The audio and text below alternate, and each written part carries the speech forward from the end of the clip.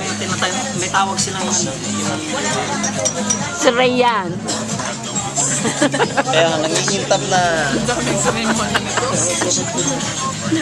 Na late siya. Kaya wala akong pakialam ko ang... Pero maraming binubuhay sa Pilipinas. Yun. Ako naman wala na yung anak ko. Pero yung mga kapatid ko, pamangkin. Yung pamangkin ko yata is... nakakasense ako ng pangit. Kasi hindi siya nanghingi ng pang trip. Akala mo ba nanghingi ng pang ano tawag? Field trip? Wala sa time ng klase nila during yung break. Hindi ko yan mga kaobra sa akin. Mga pamangkin ko takot sa akin.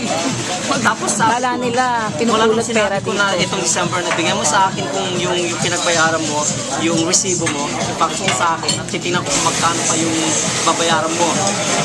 Wala nang hindi nag... Ano yan? College? Nasa last, ewan ko kung totoong nasa last. So far naman yung may pinatapos na akong nurse. Ngayon nasa Saudi na. Oh, Yes! swerte. So- Dire-diretso. So, dapat may profit ka na doon. I don't expect. Ganda ng anak mo ah.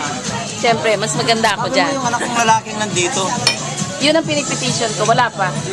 Ang importante, nakakuha na siyang trabaho. Siya na magtulong sa College ka na? Anong kinukuha mo, nursing? Uy, ang bilis mo mausap-usap ah. Uy, kain ka. Ito, dali. Para palitan na nila. Kaya pupunta ako sana katong lang. Ano? Saan ka pupunta? Teka. Baka may